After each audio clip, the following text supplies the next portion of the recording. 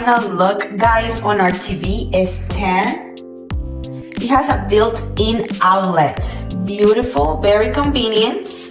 Perfect for plugging in smart speakers, phones, or other devices. Or how you can actually connect it. Super easy. You have this USB and the C mode. Either the wall mounted or install it directly into the stand that we did it on this one. The mount swivels up to 80 degrees for the best viewing angle.